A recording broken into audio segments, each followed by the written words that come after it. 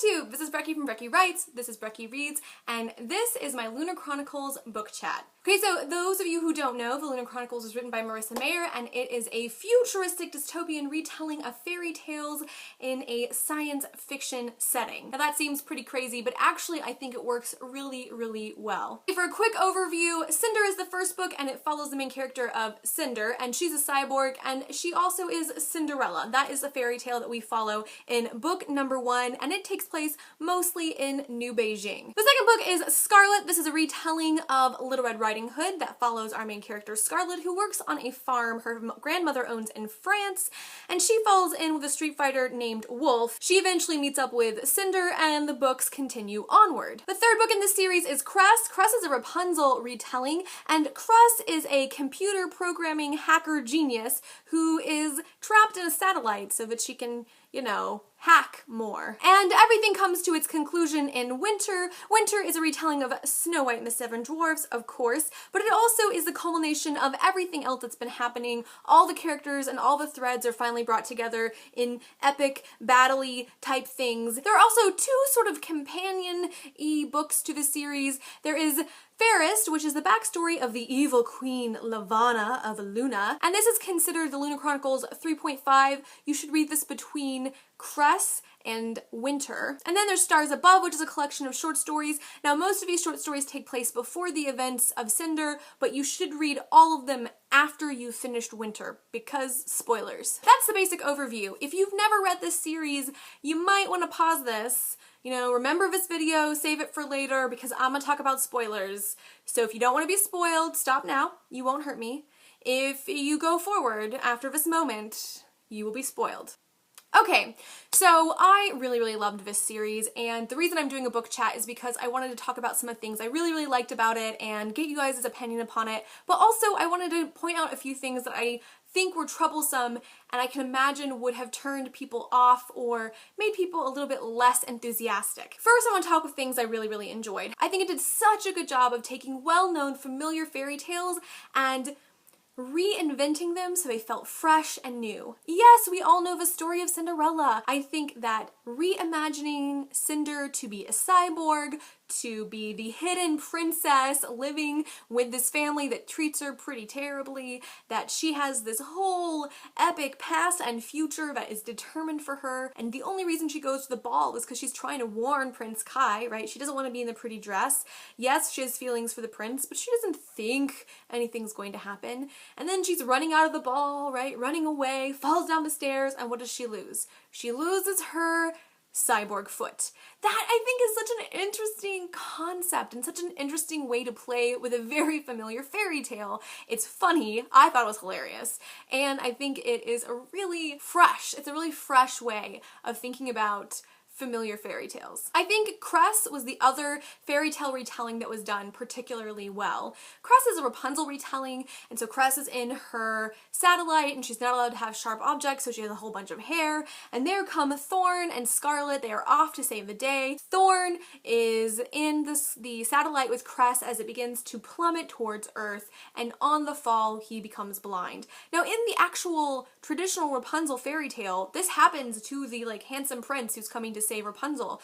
He climbs up the hair and discovers the witch is up there. The witch has cut Rapunzel's hair and is up there waiting for him, and she pushes him off and he falls into brambles, and the brambles blind his eyes. And Rapunzel sees him and cries out and grabs him, and it's her tears that fall on his face that cure the blindness. In Cress, Thorn is blinded when they fall, and it's only through the help of Cress's father, but she doesn't know is her father, creating the elixir solution to go into his eyes, and she's the one who puts the drops in his eyes that he's able to see again. So it's like tears. I just thought that was so inventive. She could have ignored that part of the story. She totally could have. Disney did. Disney did not include that, but Marissa Meyer included that element of the Rapunzel story. I think this is just where some of the fun of this whole series is the fact that the stories, the retellings, do follow fairly closely to the original stories. Okay, it wouldn't be a Breckie book chat video if I didn't talk about how well I think that this series talks about women, and the fact that I think most of the girls that are portrayed in this series are feminists and promote feminist ideals. this is no Uprooted, right? This is no major opus of like feminism and YA fiction, but I do think this is moving us towards a more normative view of women as more complex characters and diversity as normative. Now, I want to say that I don't think the diversity in this series is enough, but I do think it's present and it's pushing us and moving us towards a world in which diverse casts of characters are normative and not kind of seen as outliers. So Prince Kaito is Asian and he is the emperor of the Eastern Commonwealth, and so that is a diversity right from the very get-go. We have Cinder, who is European of some kind, but she has a deformity or a disability. Being a cyborg is considered being less than human. It's a deformity. It's something to be embarrassed by. She has to live with this very visible sign of her difference and the fact that she is othered by people because of this difference. And overcoming that is a huge part of her narrative and a part of her relationship with Kai. Then, of course, we have Winter, and Winter is black, celebrating the fact that we're retelling the Snow White fairy tale with a black Snow White. I think that is so important. She is Queen Lavanna's stepdaughter, and Queen Lavanna is sort of the white, pale ice queen, and here is Winter. She is considered the fairest in the land, the most beautiful, and yet she has this dark skin and her father's tight curly hair. She is just so different. She's both physically different and sort of mentally and emotionally different from her stepmother, and I think that that is really wonderful and also a really apt comparison. I also really like how the women in these stories are not just helpless, but they're also not like dudes, right? You have a whole range of women who are portrayed in different ways. So you have like the girly girl like Cress, who sees herself as a damsel in distress. She wants Thorn to be the hero that comes and rescues her, and yet part of this journey for her is discovering that she doesn't need to be rescued, that she has everything she needs to rescue herself and to rescue other people. She's a computer hacker, for heaven's sakes, and I love the fact that, you know, in our minds we think of computer techies as kind of dorky and not very feminine if they're girls, and here you have someone who is described as being quite beautiful, quite feminine, quite girly, and also a computer genius. And so I just love that we hold these two together and that that is able to be a seamless part of the story. We have the tough girl, we have the mechanic tomboy girl, we have the really super girly girl, and then we have the kind of unhinged, needs a lot of care girl, and that is Winter. I do have some qualms about the way that mental illness plays out in Winter, but I think the best part of how her mental illness is treated is not with Jason. Jason, I think, is like the stereotype of the worst way to treat a lot of mental illness, which is you must be coddled and protected. I like that Scarlet challenges him and is like, no, she has to live her life. But I think the end, after all the battles, and they know that there's the device that you can put in your neck that can help regulate your bioelectricity, it is Winter that says to Jason, no, I am broken. I need help. And you can't just protect me from everything. Like, I want to get fixed because there is something broken.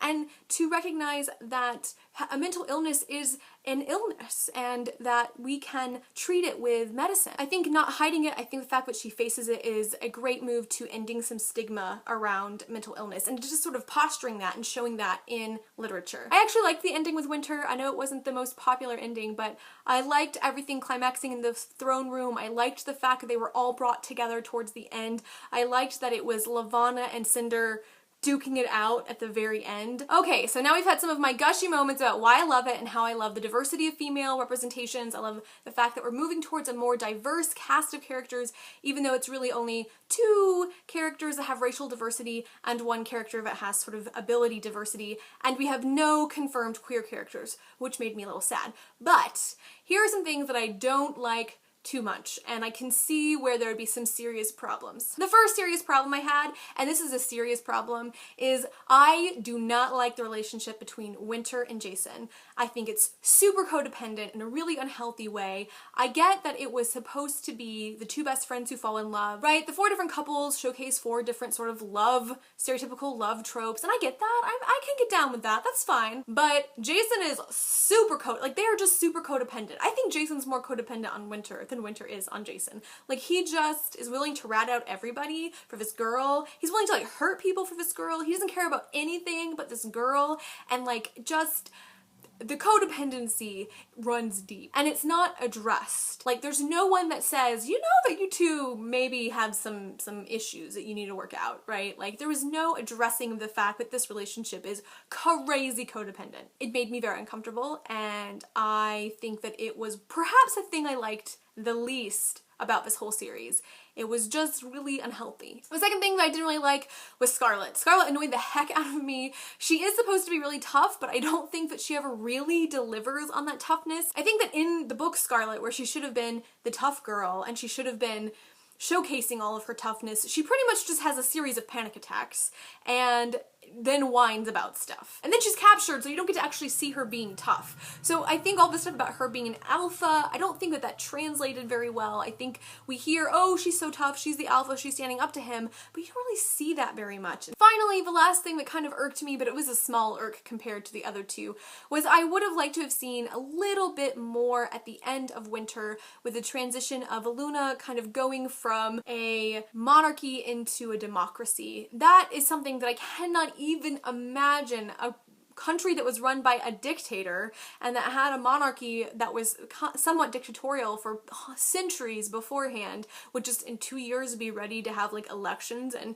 sort themselves into a democracy. That to me is the most unbelievable thing of this whole damn series. And I know that sounds silly, but I was like, suspension of disbelief. We have spaceships, we have bioelectricity, we have a terrible disease, all this stuff, totally suspension of disbelief. A country that was used to be a dictatorship and had a monarchy before that, just magically in 2 years being ready for democracy? No, I can't believe that. I'm sorry. That was the bridge too far for me. That might be a really silly thing to be upset about, but I do think that that is a good sign. I just thought that these were really fun. I don't think these are the best YA you will ever read. This is not the kind of series that's going to bring up questions about ultimate concern and what is goodness, but I also think that you don't have to write that kind of series. This is just fun. This is a really, really fun read full of really, really fun characters that you grow attached to and you care about. So what did you think of the Lunar Chronicles overall? For me, it was a solid 4-star read all the way. I even liked Fairest and Stars Above. I think that they were great additions to the world. What was your favorite book? For me, it's a tie between Cinder and Winter. I know, the beginning and the end. I don't know, I just loved these two. What was your least favorite book? I would say of the main 4, probably Scarlet. Although I didn't dislike it that much, just Scarlet herself annoyed me. And who was your favorite couple? For me, my favorite couple was Cinder and Kai. I just think they had the best relationship. They were complex and it took time and they seemed to have a great mutuality. Cress and Thorn come in a very close second, don't worry. Very close second. But I would go with Cinder and Kai any day of the week. Thank you guys for watching. I hope you're doing well and I will talk to you soon. Bye!